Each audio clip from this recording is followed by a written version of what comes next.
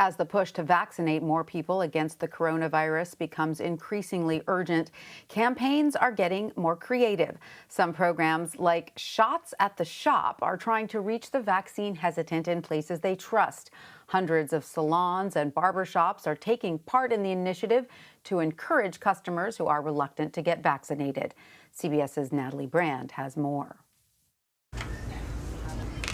It's not where you'd expect to receive the COVID-19 vaccine. I want to be out this summer. I don't want to be in the house. I want to be doing things. And I want to know that I'm safe while doing it. Instead of a cut or blowout, 1, 2, 3. 14-year-old Riley Jackson is getting a shot at protection at the Maryland hair salon where she works. Good job. Trey Shades is among hundreds of salons and barbershops taking part in a national initiative called Shots at the Shop, encouraging those who may be reluctant to roll up their sleeves. I'm still hesitant, but I'm going to get it done. Salon owner and stylist Katrina Randolph has earned the trust of the people who sit in her chair. She became a certified community health worker years ago and makes it her mission to educate her customers. A lot of my clients has been my clients for over 20 years now, so it's more like a family relationship. You know about community immunity, right? Yes. Dr. Stephen Thomas of University of Maryland School of Public Health helps train the business owners on how to talk to clients and arms them with information that he says is critical, especially in communities of color. What are you hearing, doctor, about why people are still hesitant, maybe hesitant to get the vaccine?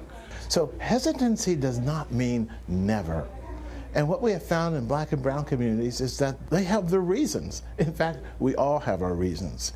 And so now's the time to take the time to listen, to not shame, to not blame, and understand why people, what their motivations are. Have you been vaccinated as of yet? Yes, I have. Okay, great. Randolph knows it can be a touchy subject, but asks her clients to keep an open mind. While they're sitting in my chair, I try to have that conversation for as long as they're sitting there to try to help them make a decision by the time they walk out the door. Randolph knows convincing even one person to get the shot can potentially save lives. Natalie Brand, CBS News, Capitol Heights, Maryland. To tell us more about this program is Stephen Thomas from the University of Maryland School of Public Health. Stephen, welcome. Great to have you with us. So can you explain a little more how this outreach program works, how it got started, and why it's become so important, especially in communities of color?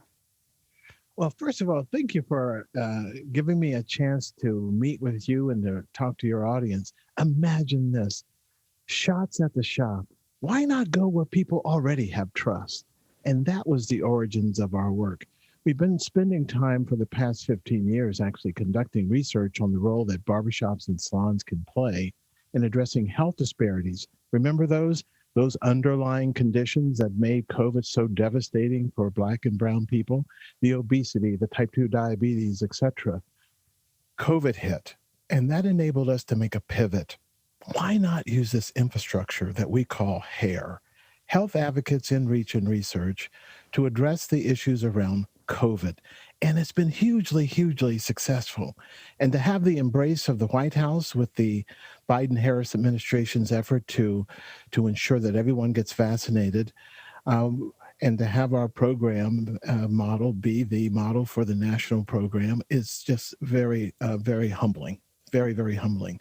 And so barbershops and salons can either be places of super spreading conspiracy theories, or they can be places where people can get accurate information that they need to make informed decisions. That's the approach we're taking. And as of last week, we had 939 barbershops and salons across the country enrolled in the program. That is great news. And what specific tools do you give these business owners, these barbershop and salon owners, to help them talk with clients about the coronavirus vaccine? Are they undergoing any sort of training? Well, you know, we can't do this alone. And so with the support of Blacks Against COVID, Barberside, and Shea Moisture Company, we have put together a team that also includes the University of Maryland's online learning platform. And so we have a 4-hour training with 5 modules available online for the barbers and stylists to go through their training. We've also produced videos with Katrina and Mike Brown at our other barbershop about how do you transform your shop into a COVID vaccine clinic. Any shop around the country that wants a clinical partner, we're working with the National Association of City and County Health Officials, NACHO, to literally connect them with a clinical partner at their location. And it's been hugely successful. We just had events in Houston, Texas. One's coming up in Atlanta, Georgia. They're popping up around the country as we begin to roll out barbershops and salons as a new home for healthcare. And so are you finding this program is working? Do you have any numbers yet on how many people have actually gotten shots in arms? And where do you think there's room for improvement? Well, let me say this.